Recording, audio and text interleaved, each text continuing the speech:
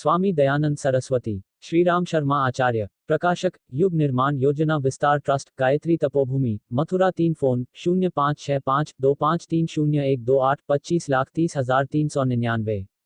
लेखक पम 0 श्रीराम शर्मा आचार्य।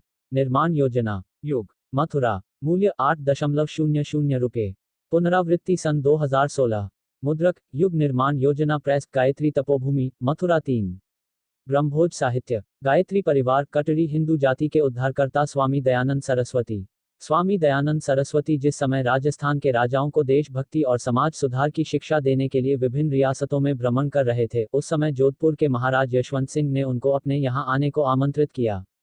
स्वामी जी के कई शुभचिंतकों ने उनको जोधपुर न जाने की सलाह दी, क्योंकि वहां की आंतरिक स्थिति उनके अनुकूल नहीं थी और किसी कुचक्र में फंस जाने का अंदेशा था। पर स्वामी जी सदा साहस और निर्भीकता से कठिन परिस्थितियों का सामना करते आए थे, इसलिए वे इस प्रकार की आशंकाओं से तनिक भी न घबराए और अपने धर्म प्रचार के कर्तव्य का पालन करने के लिए नियत समय पर जोधपुर पहुंच गए। पर लोगों की आशंका निर्मूल न थी।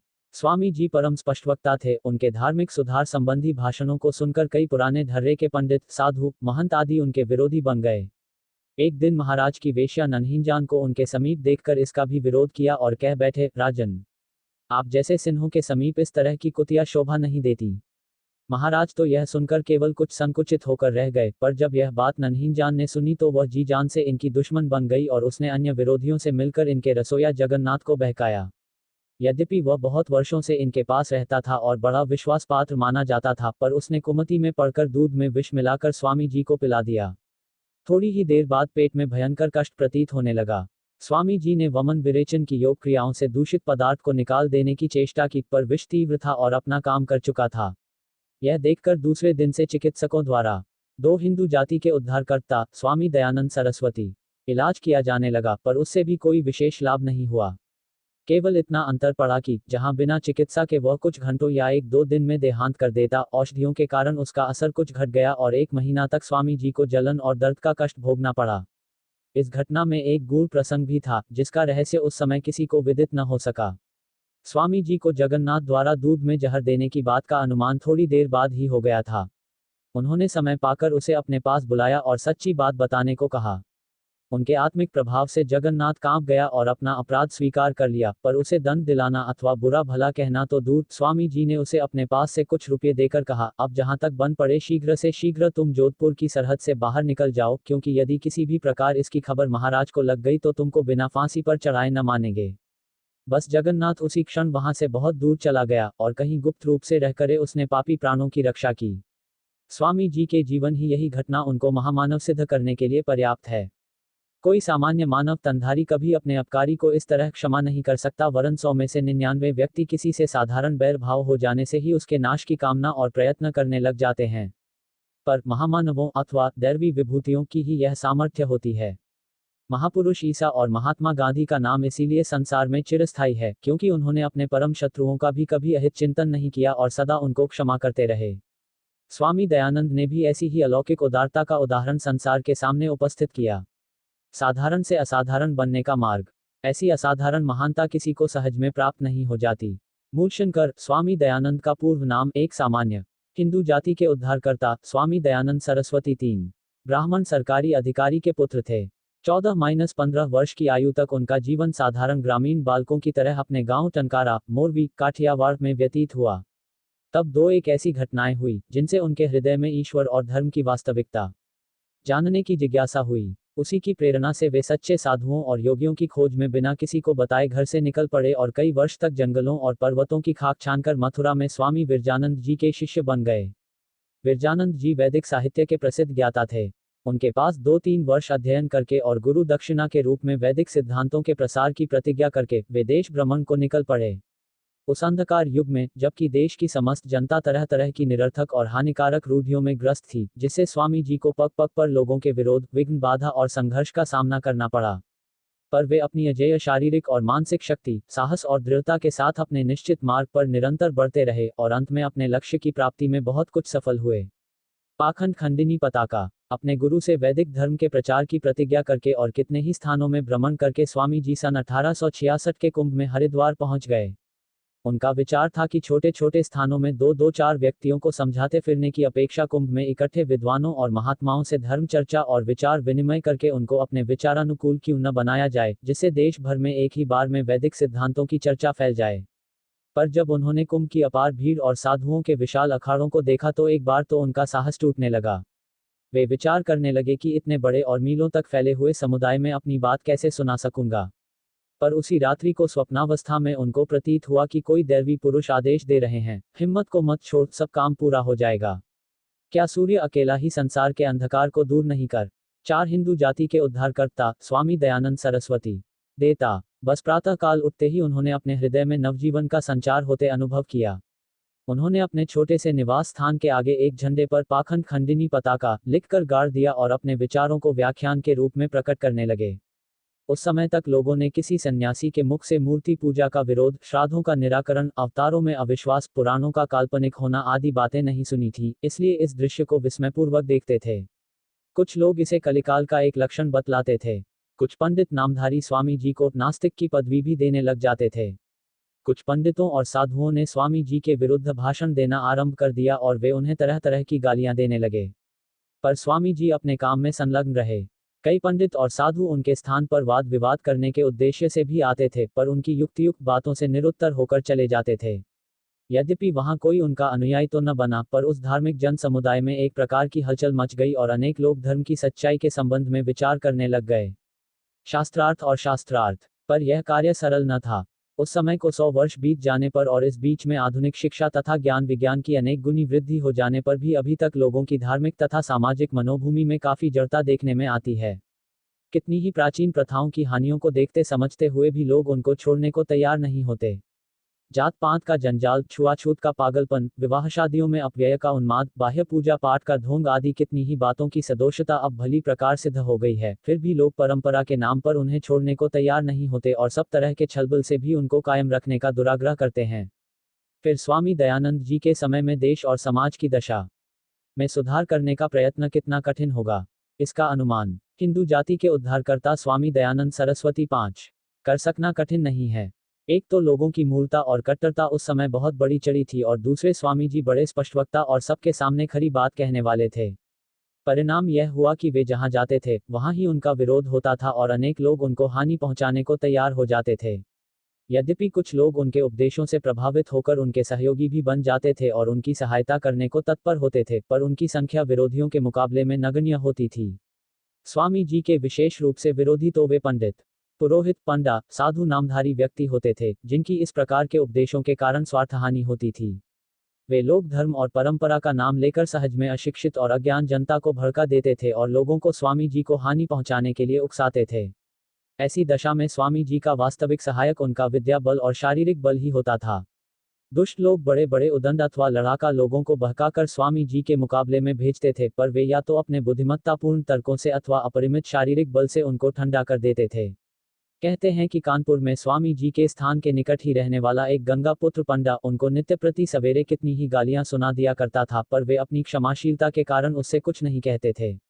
इतना ही नहीं, कुछ दिन पश्चात अपने पास भेंट आने वाले मेवा मिष्ठान में से बहुत से पदार्थ उसको देने भी लगे। 5-7 दिन में ही उसको इतनी आत्मग्लानि हुई कि वह नेत्रों में आंसू भरकर स्वामी जी के चरणों में गिर पड़ा और कहने लगा, भगवान, आपकी सुजनता ने मेरी दुर्जनता को जीत लिया। फर्रुखाबाद में कुछ लोगों ने एक बड़े जबरदस्त गुंडे को बहकाकर स्वामी जी को हानि पहुंचाने भेजा। उसने आते ही पूछा, क्या आप मूर्ति को ईश्वर नहीं मानते? स्वामी जी ने पूछा, आपको ईश्वर के मुख्य लक्षणों का पता है?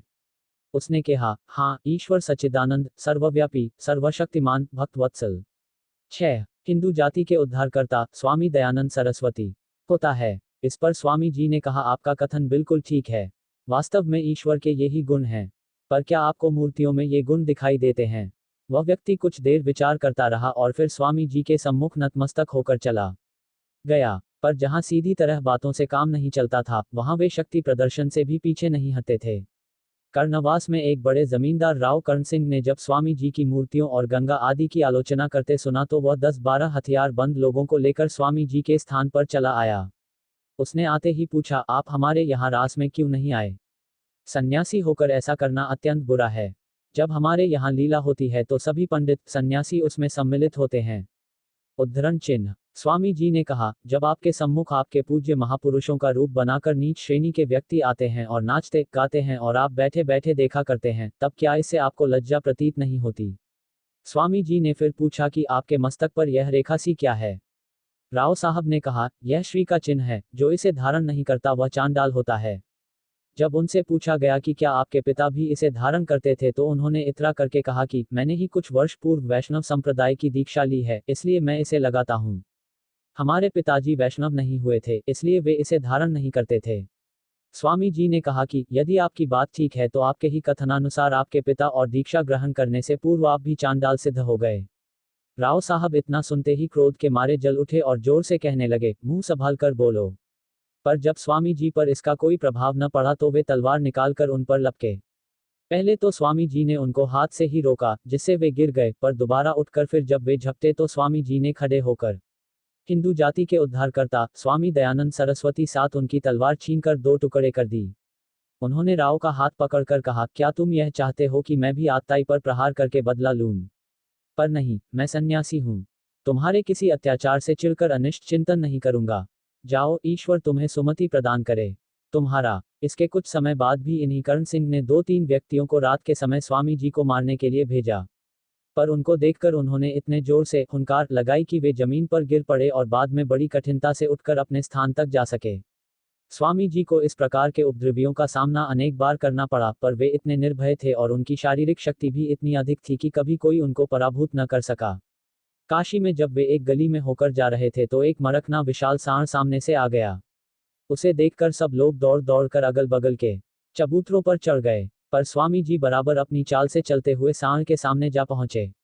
वह पशु भी उनकी निर्भयता के प्रभाव से दूसरी तरफ चला गया।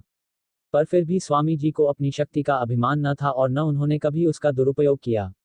उन पर बीसियों बार आक्रमण किए गए, ईंट पत्थर फेंके गए, एक बार किसी मूर्ख ने जूता भी फेंका, किसी पापी ने जीवित विषधर सर्प उन पर डाल दिया, पर वे सदा सबको क्षमा ही करते रहे। वे जानते थे कि यदि मुझे लोगों के विचार बदलने हैं, उनको गलत राह से हटाकर सुमार्ग पर चलाना है, तो क्रोध, संघर्ष, लड़ाई झगड़ा से काम नहीं चलेगा। जब हम लोगों को एक नए मार्ग की शिक्षा देना चाहते हैं और उनके पुराने चिरपरिचित मार्ग से उनको हटाना चाहते हैं, तो उनका किन कर्तव्य विमूढ़ हो जाना और उस अवस्था में कुछ अनुचित कृत्य भी कर बैठना असंभव नहीं। फिर स्वामी जी के प्रचार कार्य से तो लाखों धर्मजीवी, पंडा, पुरोहित, पंडित, ब्राह्मण आदि के स्वार्थों को भी धक्का लगता था, उनकी जीविका के साधन पर आघात होता था, वे प्राणपण से उनका विरोध हिंदू जाति के उद्धारकर्ता स्वामी दयानंद सरस्वती क्यों न करते? स्वामी जी इस तथ्य को समझते थे और इसलिए अपने सिद्धांत पर दृढ़ रहते हुए भी अपनी शक्ति का प्रयोग कभी बहुत आवश्यकता पड़ने पर ही करते थे। सौभाग्यवश उनको गुरु भी ऐसे मिले थे, जिन्होंने अत्यंत कठोर अनुशासन में रखकर और कठिनाइयों के साथ संघर्ष करा के इनको धर्म सुधारक की पदवी के योग्य बना दिया था। यद्यपि गुरु विरजानंद जी के व्यवहार की जो घटनाएं जीवन चरित्र में पढ़ने में आती हैं, उनमें पाठकों को प्रेम और सहानुभूति की न्यूनता का ही आभास होता है, पर उनके परिणामस्वरूप स्वामी जी को सब प्रकार के व्यवहार को सहन करने और हर तरह की परिस्थितियों में रहने की शक्ति आ गई। प्रत्येक समाज सेवी में इस प्रकार शक्ति का होना परमावश्यक है। स्वामी जी की प्रत्युत्पन्न मति। यद्यपि स्वामी जी के सबसे बड़े अस्त्र शास्त्रार्थ और हानिकारक रूढ़ियों का खंडन करने वाले उपदेश ही थे, पर वे जहां तक संभव होता अनेक बार वाद विवाद और संघर्ष की परिस्थिति को विनोदात्मक बातों के द्वारा ही सुलझा लेते थे। जैसा हम पिछले उदाहरणों में बतला चुके हैं, उस समय देश में टकापंथी साधु ब्राह्मणों की बहुतायत थी और ये प्रायः अहंकारवश और अपने स्वार्थ की दृष्टि से स्वामी जी से लड़ने का अवसर ढूंढा करते थे, जिससे जनता को उनके विरुद्ध भड़काने का मौका मिल सके। पर स्वामी जी इसका मौका बहुत कम देते थे और जैसा व्यक्ति देखते थे उसे उसी प्रकार के उत्तर से निरुत्तर करके सुधार करने का उपदेश देते थे। अलीगढ़ में एक पंडित स्वामी जी से शास्त्रार्थ करने आए और मंदिर के ऊंचे चबूतरे पर बैठकर बोलने लगे। कई लोगों को यह अनुचित जान पड़ा और उसे समझाने लगे कि बराबर में आसन पर बैठकर बातचीत करो, पर उसने अपने हट के आगे किसी की न सुनी। तब स्वामी जी बोले, कोई हर्ज नहीं, पंडित जी वहीं बैठे रहें। केवल ऊंचे आसन से किसी को महत्व प्राप्त नहीं होता। यदि 6 हिंदू जाति के उद्धारकर्ता स्वामी दयानंद सरस्वती ऊंचा आसन बढ़ाई का प्रमाण हो, तो पंडित जी से भी ऊंचा वृक्ष पर वह कौआ बैठा है। अमृतसर में एक पादरी ने कहा, आइए एक दिन हम और आप मिलकर एक ही मेज पर भोजन करें। इकट्ठा होकर खाने से पारस्परिक प्रीति बढ़ती है। उद्धरण चिन्ह। स्वामी जी ने उत्तर दिया, शिया और सुन्नी मुसलमान एक ही बर्तन में खाते हैं। रूसी और अंग्रेज तथा रोमन कैथोलिक और प्रोटेस्टेंट ईसाई भी एक मेज पर भोजन करते रहते हैं, परंतु हम जानते हैं कि इनमें कितना अधिक वैर विरोध और शत्रुता के भाव रहते हैं। एक सन्यासी स्वामी जी के प्रचार कार्य से क्रोधित होकर उल्टी सीधी बातें करते हुए आए और कहने लगे, तुम सन्यासी नहीं, धूर्त हो, ठग हो। भला सन्यासी को धातु छूना कहाँ लिखा है? तुम अपने पास रुपया पैसा रखते हो, थाली में भोजन करते हो, इस तरह दूसरों को धोखा देते फिरते हो, शर्म नहीं आती? स्वामी जी उनकी बातों पर मुस्कुराते हुए कहने लगे, हाँ स्वामिन, आप ठीक कहते हैं, मैं धातु छूता हुआ कभी कभी पैसा रख लेता हूँ। आप तो सच्चे सन्यासी हैं, आप तो धातु का स्पर्श करते न होंगे। आपने अपने मस्तक का मुंडन भी शायद उस तरह से न कराया होगा, क्योंकि वह धातु का ही होता है। स्वामी जी महाराज, फिर किस चीज से, क्या चमड़े से आपके बाल मूड़े गए हैं? उद्धरण चिन्ह। लुधियाना पंजाब में भूत प्रेत की चर्चा चलने पर आपने लोगों के भ्रम निवारणार्थ एक खेल दिखाया। उनके बैठने के कमरे में 10-12 गज की दूरी पर 2 ताक बने थे। एक दिन उन्होंने उन दोनों में 2 दीपक जलाकर रख दिए। पहले उनमें से एक दीपक बुझा दिया गया, पर जब दूसरा दीपक बुझाया गया तो पहला अपने आप जल उठा। लोगों ने अनेक बार एक एक दीपक को बुझाकर परीक्षा ली, पर बारंबार दूसरा दीपक अपने आप जलता रहा। इससे लोगों को बड़ा आश्चर्य हुआ और वे इसे एक करामात समझने लगे। पर स्वामी जी ने बतलाया कि यह किसी तरकीब से किया गया एक 10 हिंदू जाति के उद्धारकर्ता स्वामी दयानंद सरस्वती खेल ही है। इसी प्रकार भूत प्रेत की घटनाएं किसी कारणवश दिखाई पड़ती हैं, जिनको लोग समझ नहीं पाते। प्रलोभनों को ठुकराया। धर्म सुधार का कार्य करते हुए स्वामी जी के सम्मुख प्रलोभन भी कम नहीं आए, पर वे कभी अपने सिद्धांतों से टस से मज नहीं हुए। एक दिन एकांत में उदयपुर के महाराणा उनसे मिले तो कहने लगे, भगवान, आप मूर्ति पूजा का खंडन छोड़ दें, यह राजनीति के सर्वसंग्रह सिद्धांत के प्रतिकूल है। यदि आप इस बात को मान लें तो उदयपुर के एकलिंग महादेव के मंदिर की गद्दी आपकी ही है।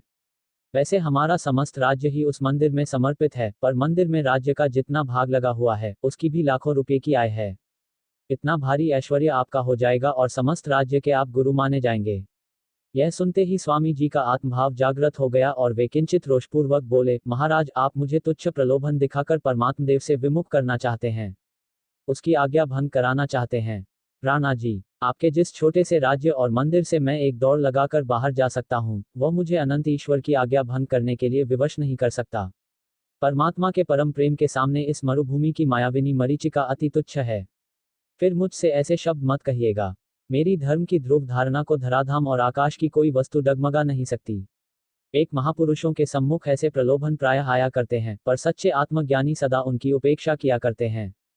रामकृष्ण परमहंस को जब एक मारवाड़ी सेठ ने जीर्ण वस्त्र व्यवहार करते देखा तो वह उनकी 10,000 रुपया देने लगा, जिससे उनका निर्वाह सुखपूर्वक होता रहे।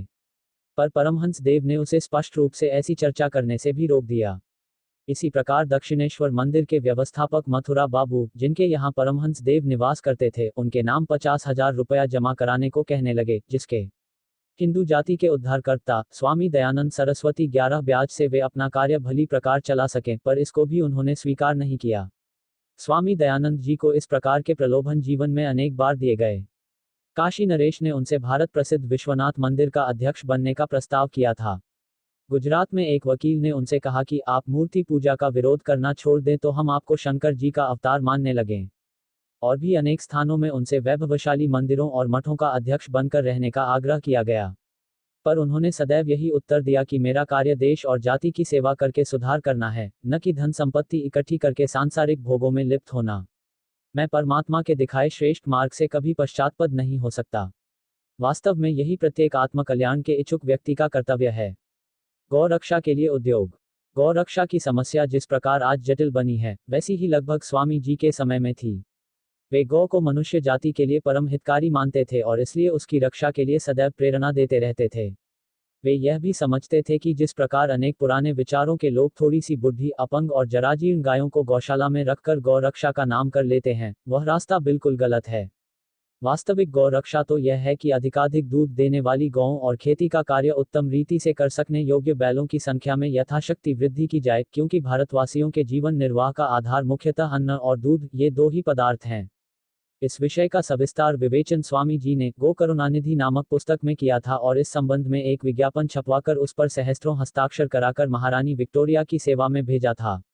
उसका कुछ अंश इस प्रकार था, विश्व भर में जीवन के मूल 2 ही पदार्थ हैं, एक अन्न और एक दूसरा पान। मनुष्यों को खान पान भरपूर प्राप्त हो, इस अभिप्राय से 8-12 हिंदू जाति के उद्धारकर्ता स्वामी दयानंद सरस्वती आर्यावर्त के शिरोमणि राजा महाराजा और प्रजा के लोग महोपकारक गाय आदि पशुओं का न तो आप वध करते थे और न किसी दूसरे को करने देते थे। इनकी रक्षा से अन्नपान की बहुत वृद्धि होती है, जिससे सर्वसाधारण का सुखपूर्वक निर्वाह हो सकता है। राजा प्रजा की जितनी हानि इसकी हत्या से होती है, उतनी किसी भी दूसरे कर्म से नहीं होती है।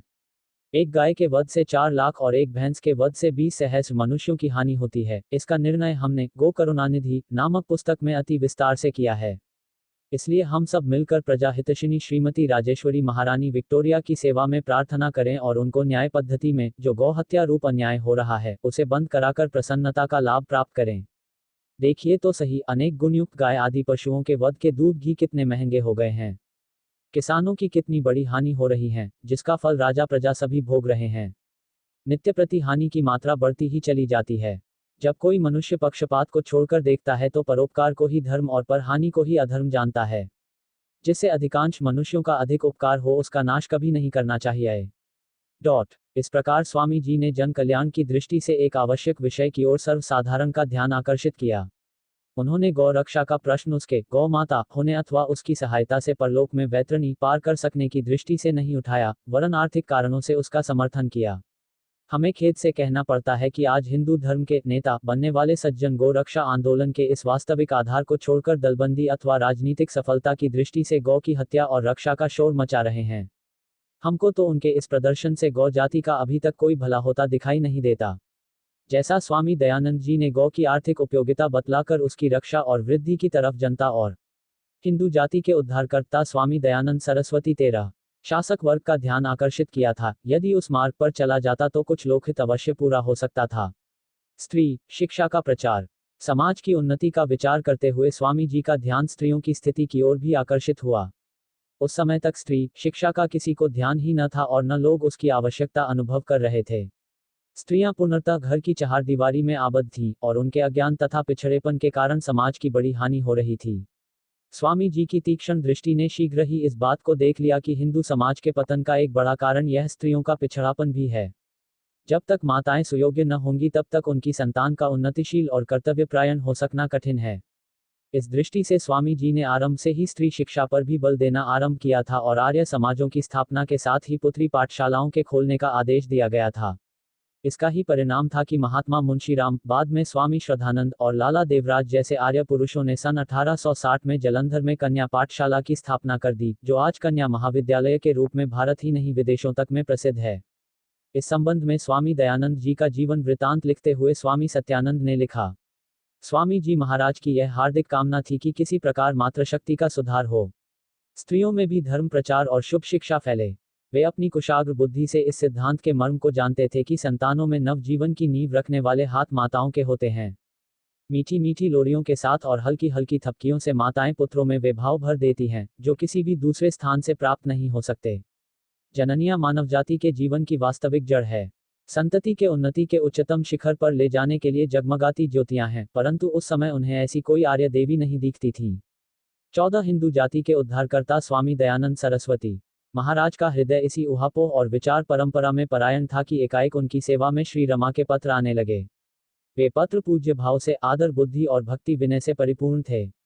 यह रमाबाई महाराष्ट्र के कोंकण प्रदेश की रहने वाली थीं और उन्होंने अपने पिता से बाल्यावस्था में ही संस्कृत का अच्छा अध्ययन कर लिया था।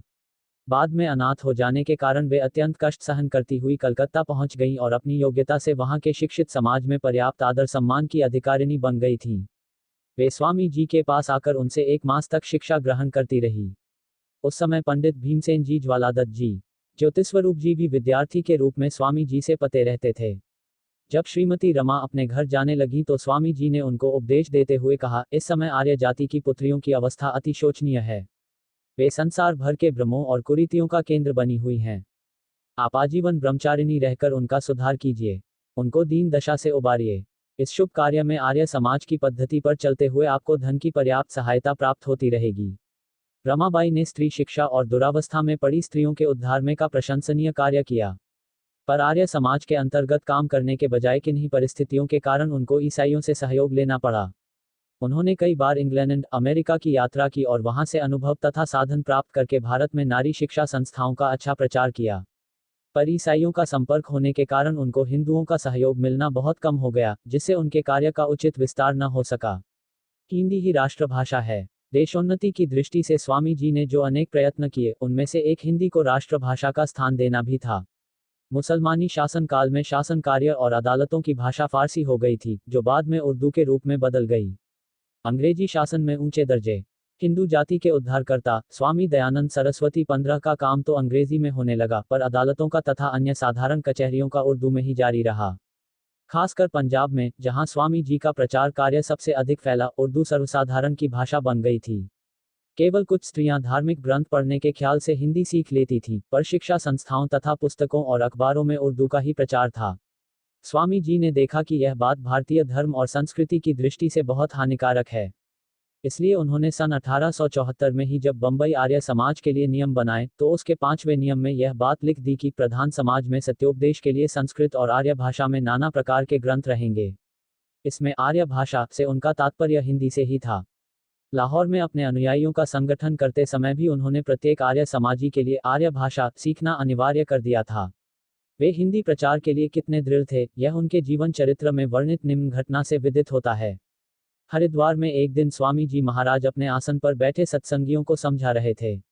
बीच में एक सज्जन ने निवेदन किया, यदि आप अपनी पुस्तकों का अनुवाद कराकर फारसी अक्षरों में छपवा दें तो पंजाब आदि प्रांतों में जो लोग नागरी अक्षर नहीं जानते, उनको आर्य धर्म के जानने में बड़ी सुविधा हो जाएगी। महाराज ने उत्तर दिया, अनुवाद तो विदेशियों के लिए हुआ करता है। नागरी के अक्षर थोड़े ही दिनों में सीखे जा सकते हैं। आर्य भाषा को सीखना भी कोई कठिन काम है। फारसी और अरबी शब्दों को छोड़कर ब्रह्मावर्त की सभ्य भाषा ही आर्य भाषा है। यह अति कोमल और सुगम है। जो इस देश में उत्पन्न होकर अपनी भाषा के सीखने में कुछ भी परिश्रम नहीं करता, उससे और क्या आशा की जा सकती है। उसमें धर्म की लगन है, इसका भी क्या प्रमाण है। आप तो अनुवाद की सम्मति देते हैं, परंतु दयानंद के नेत्र तो वह दिन देखना चाहते हैं जब कश्मीर से कन्याकुमारी तक और अटक से कटक तक नागरी अक्षरों का ही प्रचार होगा। मैंने 16 हिंदू जाति के उद्धारकर्ता स्वामी दयानंद सरस्वती आर्यावर्त भर में भाषा का ऐक्य संपादन करने के लिए ही अपने समस्त ग्रंथ आर्य भाषा में ही लिखे और प्रकाशित किए हैं। वास्तव में भाषा का प्रश्न एक बड़ी गंभीर समस्या की तरह था। किसी जाति के धर्म और संस्कृति का भाषा से भी बड़ा संबंध होता है। यदि उर्दू को प्रधानता देकर उसकी ही अधिक जानकारी हासिल करें तो हमारे विचारों में भी विदेशीपन की भावना बढ़ जाएगी। जैसा किसी विद्वान ने कहा था, अगर हम संस्कृत और हिंदी ग्रंथों का अध्ययन करेंगे तो हम दान के लिए कर्ण, सत्य बोलने के लिए हरिश्चंद्र, वीरता के लिए भीम और अर्जुन जैसे भारतीय महापुरुषों का उदाहरण देंगे। पर यदि हम हिंदी से अनजान रहकर उर्दू फारसी के जानकार बनेंगे तो हमको दानियों में हातिम, वीरों में रुस्तम, कवियों में हसन और पुस्तकों में गुलिस्तां आदि की ही याद आएगी। यह बात निश्चय ही राष्ट्रीयता की दृष्टि से घातक है। स्वामी जी इस तथ्य को भली प्रकार समझते थे, इसलिए उन्होंने आरंभ से ही अपने संगठन में हिंदी को प्रधान स्थान दिया और अपनी समस्त पुस्तकें उसी में लिखीं।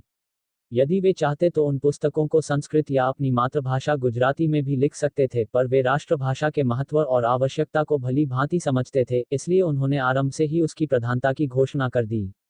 इससे देश भर के आर्य समाजों के सभी सदस्य किसी न किसी रूप में थोड़ी बहुत हिंदी सीख लेते हैं और देश भर में समाजों की कार्यवाही हिंदी में ही होती है। यद्यपि अब हिंदी की उस समय की अपेक्षा प्रत्येक क्षेत्र में बहुत अधिक प्रगति हो चुकी है, फिर भी उसके मार्ग में कुछ बाधाएं अब भी मौजूद हैं। इस कार्य के लिए स्वामी जी सभी हिंदी भाषियों के श्रद्धा के पात्र हैं। स्त्रियों को धार्मिक और सामाजिक अधिकार। स्त्री शिक्षा के प्रचार के साथ स्वामी जी स्त्रियों को सभी प्रकार के धार्मिक और सामाजिक अधिकार दिए जाने के भी समर्थक थे। उन्होंने कई स्त्रियों को स्वयं गायत्री मंत्र की दीक्षा दी थी और उनको नियमपूर्वक गायत्री जप करने का आदेश दिया था। ऐसी ही हिंदू जाति के उद्धारकर्ता स्वामी दयानंद सरस्वती 17 एक महिला कर्णवास की हंसा ठकुरानी थी। वह बाल विधवा थी, पर उसने बड़े संयम पूर्वक 60 वर्ष की आयु प्राप्त कर ली थी। वह 5-6 गांवों की स्वामिनी थी, पर केवल जौ की रोटी और मूंग की दाल खाती थी और वह भी सदैव अपने हाथ से बनाकर। सभी ठाकुर परिवारों में उसका बड़ा आदर था। उस वृद्धा ने स्वामी जी के दर्शनों की अधिक अभिलाषा प्रकट की और स्वामी जी ने उसे आने की आज्ञा दे दी। उसने आकर बड़ी श्रद्धा से भूमि पर माथा टेक कर नमस्कार किया और आत्म कल्याण का मार्ग पूछा।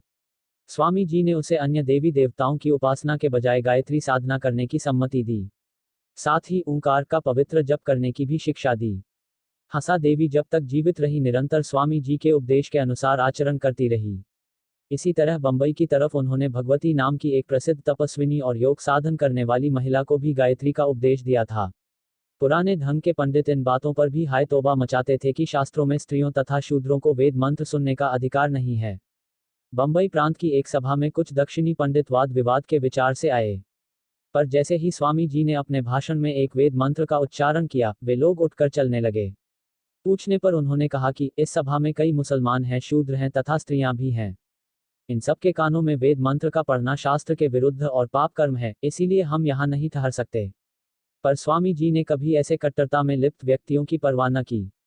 उनका कथन था कि इस प्रकार के अधिकारच्युत और पतित अवस्था में पड़े लोगों के लिए ही तो धर्मोपदेश किया जाता है। सामर्थ्यवान और साधन संपन्न मनुष्य तो अपनी व्यवस्था स्वयं ही कर लेते हैं। इस प्रकार यद्यपि स्वामी जी ने अपने व्यवहार से स्त्री और शूद्रों को समान अधिकार देने की घोषणा कर दी, पर कार्य रूप में अभी तक इन सिद्धांतों पर बहुत कम अमल किया जाता है। महात्मा गांधी के प्रयत्नों और त्याग तपस्या से शूद्रों को कुछ 18 हिंदू जाति के उद्धारकर्ता स्वामी दयानंद सरस्वती राजनीतिक और थोड़े से सामाजिक अधिकार अवश्य मिल गए हैं, पर धार्मिक और जातीय विषयों में अभी तक धार्मिक संस्थानों ने अपना दृष्टिकोण एवं व्यवहार पूर्ववत ही बनाए रखा है। जान पड़ता है यह क्रांति के बिना पूरा न होगा। यह ईंट पत्थर नहीं, फूलों की वर्षा है। अमृतसर में जब स्वामी जी ने पंडितों को शास्त्रार्थ का चैलेंज ने दिया तो वे बहुत अधिक संख्या में जय जय का नाद करते हुए उनकी सभा में आए। वे सब तिलक लगाए, पुस्तकें बगल में दाबे स्वामी जी के सामने बड़ी अकड़ के साथ बैठे थे। उन्होंने शास्त्रार्थ या विचार विनिमय तो कुछ नहीं किया। एकाएक उनके चेलों ने स्वामी जी पर ईंट पत्थर फेंकना आरंभ कर दिया। इससे स्वामी जी के भक्तों में बड़ा क्षोभ उत्पन्न हुआ और उसी समय उन उद्दंडों को दंड देने को उद्यत हो गए। पर स्वामी जी ने लड़ाई झगड़े को रोका और कहा, मत संप्रदाय रूपी मदिरा से उन्मत्त जनों पर कोप नहीं करना चाहिए। हमारा काम एक वैद्य जैसा है, उन्मत्त मनुष्य को वैद्य औषधि देता है, न कि उसके पागलपन के कारण मारपीट करता है। निश्चय जानिए, आज जो लोग मुझ पर ईंट पत्थर और धूल बरसाते हैं वे ही एक दिन फूलों की वर्षा करने लगेंगे।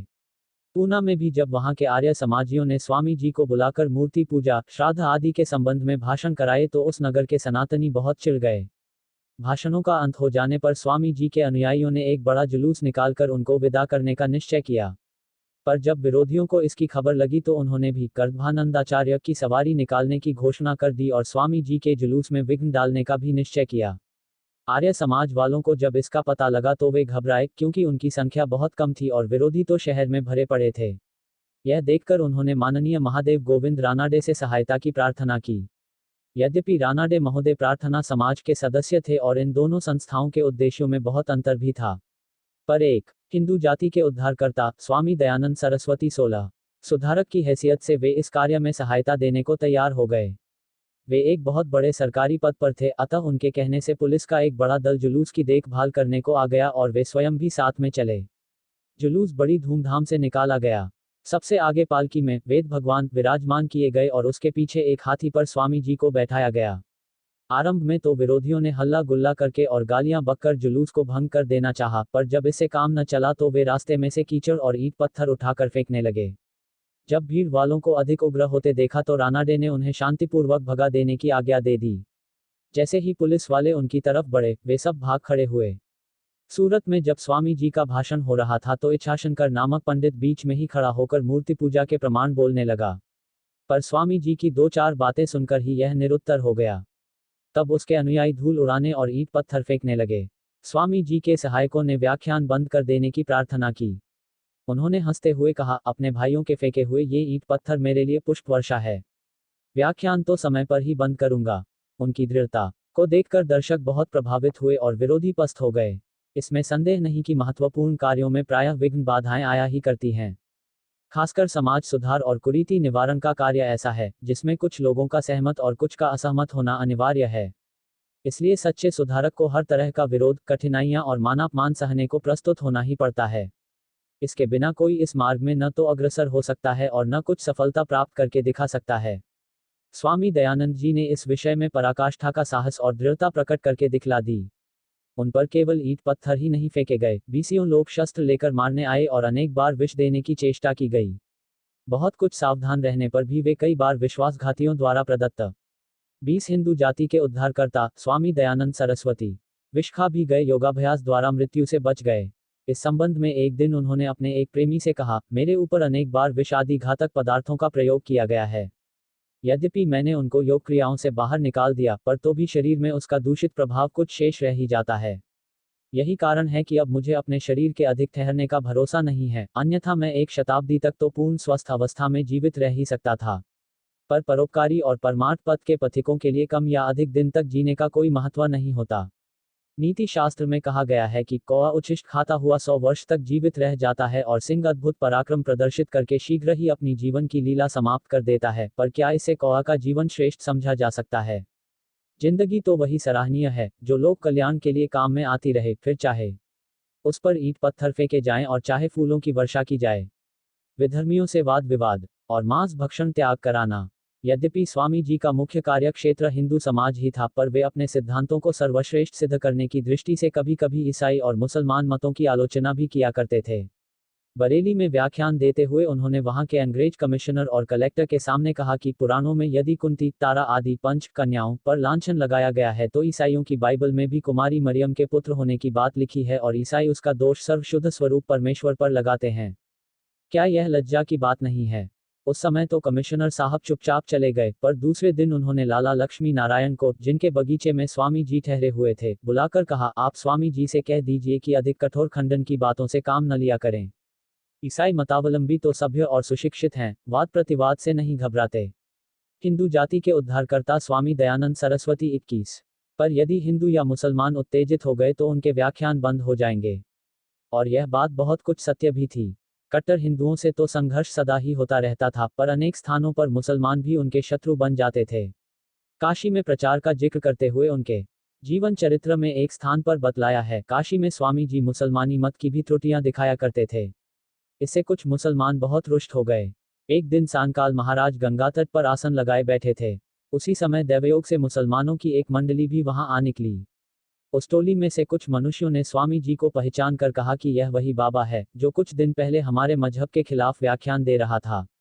उनमें से दो बलवान व्यक्ति बहुत अधिक आवेश में आकर आगे बढ़े और स्वामी जी को उठाकर गंगा में फेंकने का प्रयत्न करने लगे। उन दोनों ने स्वामी जी की दोनों भुजाएं कंधों के पास से दृढ़तापूर्वक पकड़ ली और उन्हें झुलाकर गंगा में फेंकने लगे। उसी समय स्वामी जी ने अपनी बाहों को खूब कस लिया और उन दोनों के साथ पानी में कूद पड़े। वे कुछ देर तक तो उनको शिकंजे में कसे रहे, पर फिर दया करके उनको छोड़कर स्वयं डुबकी लगा ली। तब वे लोग अपने साथियों के साथ हाथ में ढेला लेकर किनारे पर खड़े रहे कि बाबा पानी से सिर निकालें तो उन्हें मारें। पर स्वामी जी भी इस बात को समझते थे, इसलिए वे प्राणायाम द्वारा श्वास रोककर नदी के भीतर ही बैठे रहे। अंधेरा हो जाने पर उन उपद्रवियों ने समझ लिया कि वह बाबा पानी में डूब गया, इसलिए वे चले गए और स्वामी जी भी जल से निकलकर पुनः अपने आसन पर विराजमान हो गए। पर ऐसे भी ईसाई और मुसलमानों की कमी नहीं थी जो स्वामी जी में पूर्ण श्रद्धा रखते थे और जिन्होंने उनके सत्संग से प्रभावित होकर अपना कुछ सुधार भी किया था। अलीगढ़ में मुसलमानों के सबसे बड़े नेता सर सैयद अहमद खां स्वामी जी से भेंट करने कई बार आए। एक दिन उन्होंने कहा, स्वामी जी, 22 हिंदू जाति के उद्धारकर्ता स्वामी दयानंद सरस्वती, आपकी अन्य बातें तो युक्तियुक्त जान पड़ती हैं, पर यह बात कि थोड़े से हवन में वायु का सुधार हो जाता है, युक्ति संगत नहीं जान पड़ती।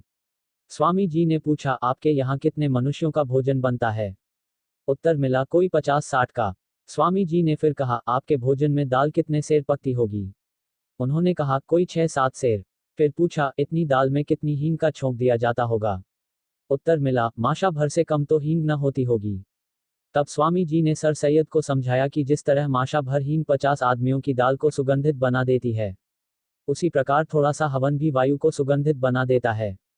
स्वामी जी के तर्क से सभी श्रोता प्रभावित हो गए और सर सैयद उनकी स्तुति करते हुए अपने घर गए।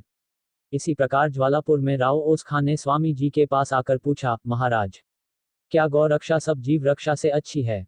स्वामी जी ने कहा, हाँ, गौ रक्षा सर्वोत्तम है और इसमें सबसे अधिक लाभ है, इसलिए गौ रक्षा सब मनुष्यों का कर्तव्य है। ओस खान ने स्वामी जी के कथन को सत्य मानकर मांस खाना ही छोड़ दिया। दानापुर, बिहार में जोन्स नामक गोरा स्वामी जी के पास आया और कुछ धर्मोपदेश सुनने की अभिलाषा प्रकट की। स्वामी जी ने कहा, परमात्मा के रचे पदार्थ सबके लिए एक से हैं। सूर्य और चंद्रमा सबको समान प्रकाश प्रदान करते हैं। वायु और जलादि वस्तुएं सबको एक सी दी गई हैं।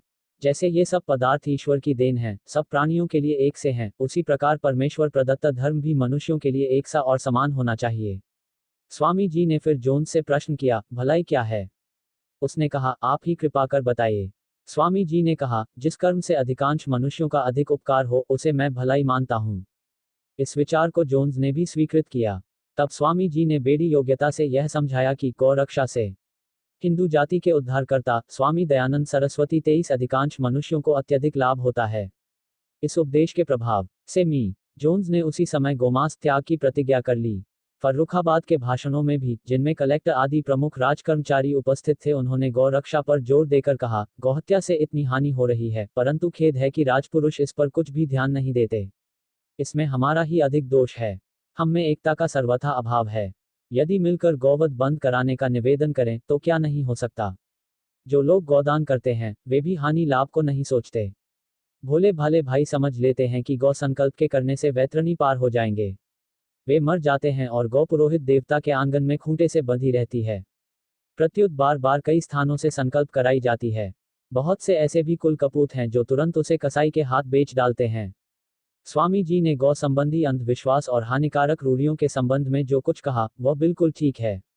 लोग गाय की वास्तविक उपयोगिता और उससे होने वाले आर्थिक लाभों को तो भूल गए हैं और केवल एकमात्र उसकी पूंछ पकड़कर वैतरणी पार होने की बात उनको याद हो आती है।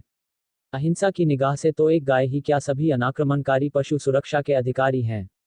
किसी भी निरीह पशु को बिना कारण मारना एक पाप कर्म ही माना जाएगा। पर गाय और भैंस जैसे सर्वोपयोगी पशुओं की हत्या तो पाप ही नहीं है, समाज का भी अनहित करना है। भारतवर्ष में अभी तक दूध, दही, घी को आहार सामग्री का सर्वोत्तम अंग माना जाता है। अतएव जो लोग उत्तम और उपयोगी दूध देने वाले पशुओं के विनाश का कारण बनते हैं, वे निसंदेह समाज के बहुत बड़े अहितकर्ता माने जाने चाहिए। हिंदू समाज में दान का बड़ा महत्व है और सामान्य मनुष्य तो जो जितना दान करता है उसे उतना ही बड़ा धर्मात्मा समझते हैं। कितने ही पुराणों का अधिकांश भाग दान महिमा से ही भरा पड़ा है। किस व्रत या तीर्थ में कितना दान देने से मनुष्य को स्वर्ग या मोक्ष प्राप्त होता है, इसका जिक्र एक नहीं 100-200 और इससे 24 हिंदू जाति के उद्धारकर्ता स्वामी दयानंद सरस्वती अधिक बार किया गया है। पर वास्तव में इस समय यहाँ की दान प्रणाली बिल्कुल बिगड़ गई है। तीर्थों के पंडा पुजारी तो नवीन आगंतुकों के सम्मुख इस बात का विज्ञापन करते ही रहते हैं कि अमुक व्यक्ति ने यहाँ इतने हजार का दान दिया या इस प्रकार की सामग्री बांटी। लोग भी ऐसी बातों से प्रेरित होकर जो कुछ दान करते हैं वह बड़ी धूमधाम और प्रदर्शन के साथ करते हैं, जिससे उनकी गणना भी दानियों में होने लगे। पर वास्तव में इस प्रकार नामवरी अथवा अहंकार की तुष्टि के लिए किया गया दान उत्तम नहीं होता और गीता में इसे तामसी श्रेणी का बतलाया गया है। स्वामी दयानंद भी अपने उपदेश से इसी सिद्धांत का प्रतिपादन करते थे। एक भाषण में उन्होंने कहा, अन्न जल का दान कोई भी भूखा प्यासा मिले उसे दे देना चाहिए। ऐसा दान पहले अपने दीन दुखी पड़ोसी को देना चाहिए। पास के रहने वाले का दारिद्र्य दूर करने में सच्ची अनुकंपा और उदारता का प्रकाश होता है। इससे वाहवाही नहीं मिलती, इसलिए अभिमान को भी अवकाश नहीं मिलता। समीपस्थ दुखी को देखकर और पीड़ित का अवलोकन करके ही दया, अनुकंपा और सहानुभूति आदि हार्दिक भाव प्रकट होते हैं। जो समीपवर्ती दीन दुखिया जन पर तो दया भाव नहीं दिखलाता किंतु दूरस्थ मनुष्यों के लिए उसका प्रकाश करता है, उसे दयावान, अनुकंपा करता और सहानुभूति प्रकाशक नहीं कह सकते। ऐसे मनुष्य का दान बाहर का दिखावा और ऊपर का आडंबर है। दान आदि वृत्तियों का विकास दीपक की ज्योति की भांति समीप से दूर तक फैलना चाहिए। यहाँ प्रश्न उत्पन्न होता है कि जो निर्धन जन अन्नादि का दान नहीं कर सकते वे दूसरों को क्या दें। उत्तर स्पष्ट है कि जो अन्नादि का दान करने में असमर्थ हैं वे अपने पड़ोसी आदि को कष्ट और क्लेश में सहायता देवें। निर्बलों का पक्ष ग्रहण करें। विपन्न और आदि व्याधिग्रस्त जनों की सेवा करें। पर पीड़ितों और व्याकुल मनुष्यों से प्रेम करें। उन्हें मीठे वचनों से शांति दें। ये सब दान हैं और आत्मा से संबंध रखने वाले हैं। ऐसे दान नित्य प्रति निर्धन जन भी कर सकते हैं। हिंदू जाति के उद्धारकर्ता स्वामी दयानंद सरस्वती 25। स्वामी जी का आशय यही था कि मनुष्य को दान किसी वास्तविक कष्ट पीड़ित या अभावग्रस्त व्यक्ति को देखकर स्वाभाविक रूप से देना चाहिए। दान पाने के लिए चारों तरफ फिरने वाले पंडा पुजारियों और पेशेवर भिखारियों को दान देने का कोई महत्व नहीं और यह भी सर्वथा सत्य है कि धन का दान करने की अपेक्षा सेवा और सहायता का दान कहीं उत्कृष्ट है। पर हमारी सम्मति में तो इनसे भी उच्च कोटि का दान ज्ञान दान है। वास्तव में हमारे अधिकांश कष्टों का एक बड़ा कारण अज्ञान और अविद्या ही होता है। यदि कोई सज्जन सदुपदेश, सत्संग, सद्ग्रंथों द्वारा हमारे अज्ञान को दूर कर देता है तो यह एक ऐसा दान है जिसकी तुलना किसी दान से नहीं की जा सकती, क्योंकि अन्न, वस्त्र, धन आदि के दान से हमारी कोई सामयिक आवश्यकता ही पूरी हो सकती है और कुछ समय बाद हमारे लिए फिर वही अभाव उपस्थित हो जाता है। पर यदि कोई हमारे अज्ञान, असमर्थता को दूर करके सुखी होने का सच्चा मार्ग दिखला देता है तो यह निस्संदेह एक महान उपकार है। अंध परंपराओं का निराकरण। स्वामी दयानंद जी के जीवन का सर्वोपरि उद्देश्य जाति में प्रचलित हानिकारक विश्वासों, कुरीतियों और रूढ़ियों को मिटाकर उनके स्थान में समयोचित लाभकारी प्रथाओं का प्रचार करना था। इसके लिए उन्होंने सबसे पहले मूर्ति पूजा को ही अपना लक्ष्य बनाया, क्योंकि उस समय इस संबंध में बड़ा अंधविश्वास उत्पन्न हो गया था जिससे धर्म की हानि हो रही थी। अनेक संप्रदायों के गुरुओं और आचार्यों ने जनता की भीड़ चाल को देखकर देवी देवताओं के नाम पर तरह तरह के पाखंड और जाल फैला रखे थे। लोग पाप पुण्य के वास्तविक स्वरूप संयम, शुद्धाचार, परोपकार, सेवा आदि सत्कर्मों को भूलकर केवल किसी देवता की मूर्ति के आगे मस्तक झुका देना और कुछ चढ़ावा चढ़ा देना मात्र को ही धर्म पालन समझने लग गए थे। इस कारण दिन पर दिन धर्म और जाति की अवनति होती जाती थी और समझदार व्यक्ति उससे उदासीन होते जाते थे। 26 हिंदू जाति के उद्धारकर्ता स्वामी दयानंद सरस्वती। यह दशा देखकर अन्य धर्म वाले हिंदुओं को अपने मत का अनुयायी बनाने की चेष्टा करने लगे थे। उस समय राज्य की शक्ति को अपनी सहायक समझकर ईसाई पादरी विशेष रूप से सक्रिय हो उठे थे और उन्होंने अर्धसभ्य और पहाड़ी जातियों को ही नहीं, अनेक सुशिक्षित और उच्च वंशीय लोगों को भी अपने धर्म में दीक्षित कर लिया था। हिंदू समाज पर इस तरह विपत्ति के बादलों को गहराते देखकर अनेक धर्मप्राण और समाज के हितैषी लोगों को मानसिक कष्ट हो रहा था। पर कार्य की कठिनता और कोई उचित मार्ग न सूझ सकने के कारण वे विशेष प्रयत्न न कर पाते थे। स्वामी दयानंद जी के हृदय पर इस अवस्था को देखकर चोट लगी और वे सब प्रकार संकटों और भय की संभावनाओं का ख्याल छोड़कर इस दुरावस्था के सुधार का निश्चय करके कर्म क्षेत्र में उतर पड़े। उन्होंने भली प्रकार अनुभव किया कि हिंदू जाति जैसी प्रगाढ़ निद्रा में ग्रसित है, उसे जागृत करना सहज नहीं है। इसकी निद्रा भंग करके सावधान करने के लिए जब तक कोई शक्तिशाली उपाय न किया जाएगा, तब तक यह होश में न आएगी और न अपना भला बुरा समझकर अपने घर की रखवाली में प्रवृत्त होगी। इसलिए उन्होंने आरंभ से ही मूर्ति पूजा, तीर्थ यात्रा, श्राद्ध आदि ऐसे विषयों की त्रुटियां दिखलाना आरंभ किया, जिनको लोग अनुचित महत्व देने लग गए थे और जिनमें स्वार्थी जनों के लोभ लालच के कारण तरह तरह के दोष दिखलाई पड़ने लगे थे। यद्यपि इस प्रकार खंडन की बातों से आरंभ में लोग बहुत चौंके और स्वामी जी के लिए नास्तिक, अधार्मिक, क्रिस्तान आदि अपशब्दों का प्रयोग करने लगे, पर इस खंडन से स्वामी जी का वास्तविक आशय क्या था, यह स्वयं उन्होंने एक भाषण में बतलाया था। अनेक जन कहते हैं कि आपके खंडन परक व्याख्यानों से तो लोगों में घबराहट उत्पन्न हो जाती है, उनके हृदय भड़क उठते हैं। इसका परिणाम शुभ कैसे होगा? भाई, जब रोग दूर होने में नहीं आता तो अच्छे वैद्य देर से बड़े दोषों को शांत करने और मल को बाहर निकालने के लिए विरेचक, दस्तावर, औषधियां दिया करते हैं। विरेचक औषधि पहले घबराहट उत्पन्न करती है, व्याकुलता लाती है। हिंदू जाति के उद्धारकर्ता स्वामी दयानंद सरस्वती 27 कभी कभी उससे जी भी मचलाने लगता है, परंतु जब विरेचन होकर कुपित दोष शांत हो जाते हैं तब प्रसन्नता लाभ होती है, धीरे धीरे वास्तविक पुष्टि प्राप्त हो जाती है। आर्य जाति में अनेक कुरीतियों के दोष और मिथ्या मंतव्यों के मल बढ़ गए हैं। उनके कारण यह इतनी रुग्ण हो गई है कि इसके स्नेहियों को इसके जीवन में संशय उत्पन्न हो गया है। लोग इसकी आयु के वर्षों को अंगुलियों पर गिनने लगे हैं। हमारे उपदेश आज विरेचक औषधि की भांति घबराहट अवश्य लाते हैं, परंतु वे जातीय शरीर के संशोधक और आरोग्यप्रद हैं। वर्तमान आर्य संतान हमें चाहे जो कहे, परंतु भारत की भावी संतति हमारे धर्म सुधार को और हमारे जातीय संस्कार को अवश्यमेव महत्व की दृष्टि से देखेगी। हम लोगों की आत्मिक और मानसिक निरोगिता के लिए जो कुरीतियों का खंडन करते हैं, वह सब कुछ हित भावना से किया जाता है। स्वामी जी का उपर्युक्त कथन आज एक भविष्यवाणी की तरह यथार्थ सिद्ध हो रहा है। उनके प्रचार कार्य के आरंभिक वर्षों में और आर्य समाज की स्थापना होते समय उनके विरोध और आक्षेपों का जो तूफान उठा था, आज उसका चिन्ह भी नहीं है। स्वामी जी ने जिन बातों का प्रचार किया था, उनमें से अधिकांश न्यूनाधिक अंशों में पूरी हो चुकी हैं, वरन अन्य लोग उनसे भी बहुत आगे बढ़े चले जा रहे हैं। आज हिंदू समाज में केवल थोड़े से पुराने धर्रे के पंडा पुजारियों को छोड़कर कोई स्वामी जी के कार्यों को बुरा कहने वाला न मिलेगा, वरन अन्य देशों के निष्पक्ष विद्वान भी उनके लिए हिंदू जाति के रक्षक, हिंदुओं को जगाने वाले आदि प्रशंसनीय विशेषणों का ही प्रयोग करते हैं। वास्तव में स्वामी जी उन महापुरुषों में से थे जो किसी जाति की अवनति होने पर उसके उद्धार के लिए जन्म लिया करते हैं। ऐसे पुरुषों में ईर्ष्या, द्वेष, स्वार्थ, पक्षपात आदि क्षुद्र भावनाएं नहीं होती, वरन वे जो कुछ करते हैं वह मानव मात्र की कल्याण भावना से ही होता है। यह तथ्य स्वामी जी के एक लेखांश से भी प्रकट होता है। 1 यद्यपि आजकल बहुत से विद्वान प्रत्येक मत में पाए जाते हैं, यदि वे पक्षपात छोड़कर सर्वतंत्र सिद्धांत को स्वीकार करें, जो 28 हिंदू जाति के उद्धारकर्ता स्वामी दयानंद सरस्वती बातें अनुकूल हैं और जो बातें बर्तावें एक दूसरे के विरुद्ध पाई जाती हैं, उनको त्याग कर परस्पर प्रीति से बरते बर्तावें तो जगत का पूर्ण हित हो जावे।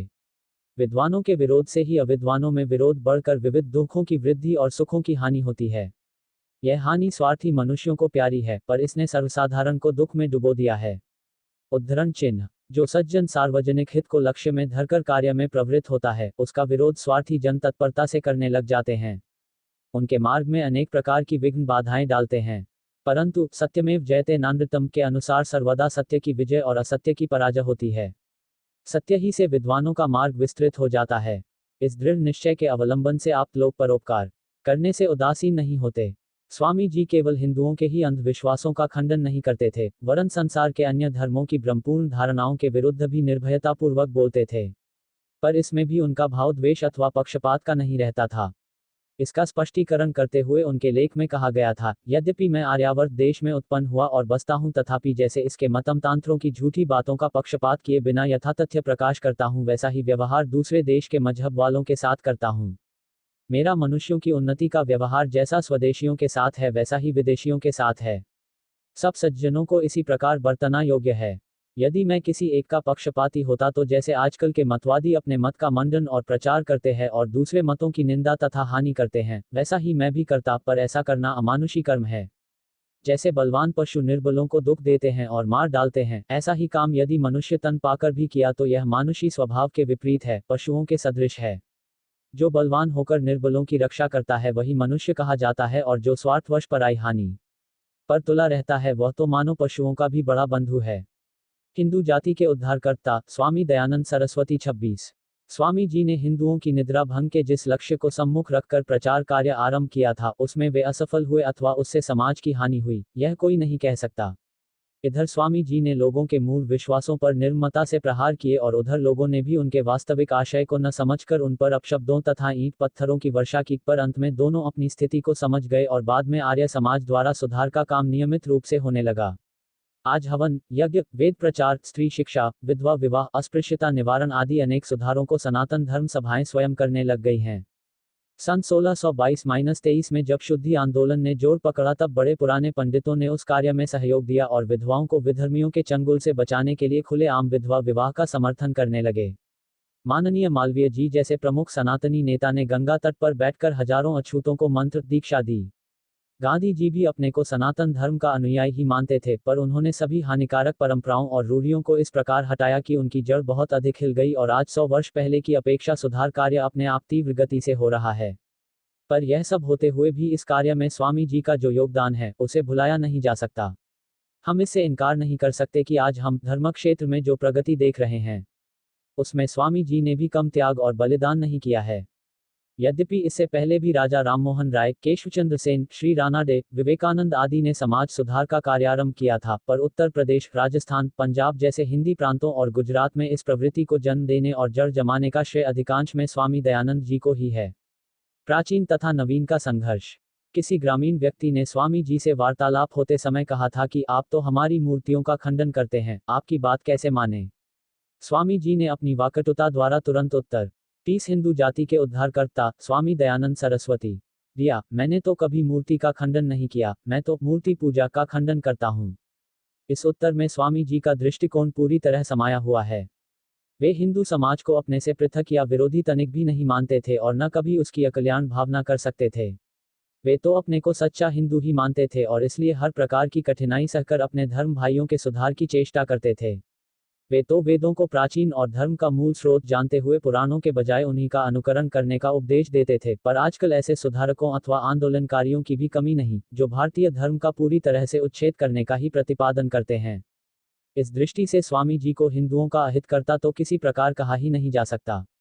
यदि उनका दृष्टिकोण कुछ संप्रदायवादी पंडित पुरोहितों से नहीं मिलता था और वे प्राचीन परंपरा में समयानुकूल परिवर्तन करने की सलाह देते थे, तो इसको कोई बुरा नहीं कह सकता। हिंदू धर्म जैसे विशाल और प्राचीन संगठन में मतभेद और झगड़ों का होना कोई आश्चर्य की बात नहीं। 1000-1500 वर्ष पहले हिंदू धर्म के दो अंग शैवों और वैष्णवों में जिस प्रकार धार्मिक कलह हुई थी और उसके फलस्वरूप जैसे पारस्परिक अत्याचार हुए थे, उनकी तुलना में पिछले वर्षों का सनातनी और आर्य समाजियों के बीच का वैमनस्य कुछ भी न था। इसी प्रकार एक ही ईसाई धर्म की दो शाखाएं होते हुए भी रोमन कैथोलिक और प्रोटेस्टेंट के मध्य जो अमानुषी और रोमांचक हत्याकांड किए गए, मुसलमानों में सुन्नी और शिया अभी तक जिस प्रकार खून खराबी करते रहते हैं, स्वयं शियाओं में भी ईरान में बहाई समाज वालों के साथ जैसा बर्बरतापूर्ण व्यवहार किया है, उस सब को देखते हुए स्वामी जी के प्रचार और संगठन कार्य के संबंध में तो प्रशंसा के अतिरिक्त और कुछ कहा नहीं जा सकता। रह गई मूर्ति पूजा, तीर्थ यात्रा, पितृ श्राद्ध आदि की बात, तो अब उनका मूल रूप कहाँ रह गया है। जैसे वैदिक यज्ञों में समय के प्रभाव से विकृति उत्पन्न होते होते वे पूरी तरह हिंसा आयोजन बन गए थे, उसी प्रकार मूर्ति पूजा भी शिव योग और विष्णु भक्ति के हिंदू जाति के उद्धारकर्ता स्वामी दयानंद सरस्वती 31 अभ्यास का एक साधन होने के बजाय कालक्रम में बड़े बड़े धर्मोत्सवों, 56 भोगों और आरती तथा पूजा के नाम पर बड़ी बड़ी धनराशि के अपव्यय का कारण बन गई। अगर लोगों का अनुमान सही हो तो आजकल भारत भर के मंदिरों में 250 से 500 अरब अधिक की संपत्ति लगी है और उनका खर्च भी प्रति वर्ष 10 से 20 अरब से कम न होगा। इतनी बड़ी धनराशि का यदि विवेकपूर्वक धर्म प्रचार और समाज सुधार के ठोस कार्यों में खर्च किया जाए और लाखों मुफ्तखोरों की जो पलटन उन मंदिरों के सहारे पल रही है उसे उपयोगी कामों में संलग्न कर दिया जाए तो क्या 10-5 वर्ष में ही हिंदू धर्म तथा हिंदू जाति की काया पलट न हो जाए। इसीलिए व्यवहारिक दृष्टि से हम स्वामी जी के प्रचार कार्य को बुरा नहीं कह सकते, पर सिद्धांत की दृष्टि से हम यह कह सकते हैं कि अपने जीवन को धार्मिक, संयमपूर्ण और पारमार्थिक बनाने की दृष्टि से मूर्ति पूजा द्वारा भी बहुत कुछ प्रगति की जा सकती है। यह ठीक है कि वेदों में मूर्ति पूजा का जिक्र नहीं है, पर इस 20वीं शताब्दी में कोई शिक्षित और सभ्यतानुकूल जीवन व्यतीत करने वाला व्यक्ति पुनर्तः वैदिक समय के रहन सहन के अनुसार निर्वाह नहीं कर सकता। इस समय यंत्र युग है और उस समय मनुष्य अधिकांश समय प्रकृति की गोद में रहता था। इन दोनों का सामंजस्य कर सकना प्रायः असंभव ही है। शोध करने वाले विद्वानों के कथनानुसार मूर्ति पूजा बौद्ध काल के बीच में ही आरंभ हुई और आधुनिक ढंग की मूर्ति पूजा तो रामानुजाचार्य, रामानंद, वल्लभाचार्य आदि के उपदेशों से प्रचलित हुई है। पर यह नहीं कहा जा सकता कि नवीन होने से उसका कोई उपयोग ही नहीं है। इसी मूर्ति पूजा के माध्यम से इन कुछ 100 वर्षों के भीतर तुलसीदास, चैतन्य, समर्थ गुरु रामदास, रामकृष्ण परमहंस, विवेकानंद आदि युगांतकारी दैवी विभूतियां उत्पन्न हो चुकी हैं। यह कहने का साहस कोई समझदार व्यक्ति नहीं कर सकता कि ये संत किसी भी अन्य महापुरुष की अपेक्षा कम थे अथवा उन्होंने जाति और धर्म की कम सेवा की थी। यदि स्वामी दयानंद जी ने हिंदू जाति को जगाने का 32 हिंदू जाति के उद्धारकर्ता स्वामी दयानंद सरस्वती महान कार्य किया तो गोस्वामी तुलसीदास और रामदास ने हिंदू जाति के अस्तित्व की ही रक्षा की। मूर्ति को भगवान कहना अनेक व्यक्तियों में कुछ भ्रम पैदा कर देता है और उसी के कारण कुछ लोगों को आक्षेप का अवसर मिल जाता है। तथ्य यह है कि मूर्ति द्वारा उपासना करना भी अन्य अनेक धर्म मार्गों की तरह ईश्वर प्राप्ति का एक साधन है। साथ ही यह भी सत्य है कि हिंदू धर्म के पुराने आचार्यों ने मूर्ति पूजा को मानते हुए भी उसे सर्वश्रेष्ठ साधन नहीं बताया है। शास्त्रों में एक स्थान पर कहा गया है, अपसु देवा बालानाम दिवी देवता मनीषिनाम, अर्थात बालबुद्धि वाले सामान्य लोगों के लिए तीर्थ और मूर्ति आदि स्थूल पदार्थ ही ईश्वर हैं और जो विद्वान लोग हैं वे दिव्य शक्तियों को ईश्वर समझते हैं, पर ज्ञानियों की दृष्टि में एकमात्र उनका आत्मा ही ईश्वर होता है। कुछ भी हो, स्वामी दयानंद जी ने ऐसे समय में हिंदू जाति को उठाने का कार्य किया जब उनकी अवस्था बड़ी निर्बल और अस्तव्यस्त हो रही थी। यदि उस समय वे इस तरफ ध्यान न देते और अपने तन मन तथा समस्त योग्यता को इसके लिए अर्पण न कर देते तो हिंदुओं को विधर्मियों से बहुत अधिक दब जाना पड़ता, जिसका परिणाम शोचनीय ही होता। इसी तथ्य को दृष्टिगोचर रखते हुए श्रीमती ब्रह्मवती नारंग ने स्वामी जी के जीवन कार्यों का वर्णन करते हुए ठीक ही लिखा है। भारत पर स्वामी जी के महान ऋण हैं। अपने छोटे से जीवन में उन्होंने देश के एक कोने से दूसरे कोने तक फैले हुए पाखंड एवं कुप्रथाओं का निराकरण करके वैदिक धर्म का नाद बजाया। गौवध बंद कराने का प्रयत्न किया। बाल विवाह की प्रथा का विरोध करके लोगों को ब्रह्मचर्य का महत्व बताया। स्थान स्थान पर गुरुकुल खुलवाकर संस्कृत शिक्षा का प्रचार किया। विधवा विवाह की प्रतिष्ठा की और मद्यमांसादि का घोर विरोध किया। स्त्रियों को स्वतंत्रता दिलाई, राजनीतिक स्वतंत्रता पर बल दिया और हर प्रकार से आर्य जाति को फिर से उसके अतीत के गौरव पर स्थापित करने का प्रयत्न किया। उद्धरण चिन्ह मुद्रक युग निर्माण योजना प्रेस मथुरा प्र गायत्री विद्या सेट 1 गायत्री साधना और यज्ञ प्रक्रिया 2 गायत्री की शक्ति और सिद्धि 3 गायत्री की युगांतरीय चेतना 4 गायत्री की प्रचंड प्राण ऊर्जा 5 गायत्री की उच्चस्तरीय 5 साधनाएं 6 देवताओं, अवतारों और ऋषियों की उपास्य गायत्री 7 गायत्री के प्रत्यक्ष चमत्कार 8 गायत्री का सूर्योपस्थान 9 गायत्री और यज्ञ का अन्योन्याश्रित संबंध 10 गायत्री साधना से कुंडलिनी जागरण 11 गायत्री का ब्रह्मवर्चस्व 12 गायत्री पंचमुखी और एकमुखी 13 महिलाओं की गायत्री उपासना 14 गायत्री के 2 पुण्य प्रतीक शिखा और सूत्र 15 गायत्री का हर अक्षर शक्ति स्रोत 16 गायत्री साधना की सर्वसुलभ विधि 17 गायत्री पंचरत्न 18 गायत्री के अनुष्ठान और पुरस्चरण साधनाएं 19 गायत्री की 24 शक्तिधाराएं 20 गायत्री विषयक शंका समाधान 21 गायत्री का वैज्ञानिक आधार 22 गायत्री महाविज्ञान प्रथम भाग 23 गायत्री महाविज्ञान द्वितीय भाग 24 गायत्री महाविज्ञान तृतीय भाग संपर्क सूत्र युग निर्माण योजना विस्तार ट्रस्ट गायत्री तपोभूमि मथुरा 3 फोन 056525301228 25,30,399 21वीं सदी की गंगोत्री शांतिकुंज उड श तिभयान गायत्री तीर्थ शांतिकुंज हरिद्वार दिव्य तीर्थ सन 1926 से प्रज्वलित अखंड दीप अखंड यज्ञाग्नि प्रतिदिन करोड़ों गायत्री मंत्र जप साधना अनुष्ठान अनुपम गुरुकुल आरण्यक हर व्यक्ति की मनोभूमि के अनुरूप जीवन साधना सत्रों का सतत संचालन नवयुग की गंगोत्री वशिष्ठ विश्वामित्र भागीरथ परशुराम याज्ञवल्क्य चरक आदि ऋषियों की परंपरा का विस्तार। आध्यात्मिक सेनेटोरियम प्रत्यक्ष परामर्श एवं पत्राचार द्वारा नित्य हजारों साधकों परिजनों का मार्गदर्शन। विचार क्रांति अभियान युग निर्माण योजना मथुरा शांतिकुंज हरिद्वार। 8 code 9 MP 02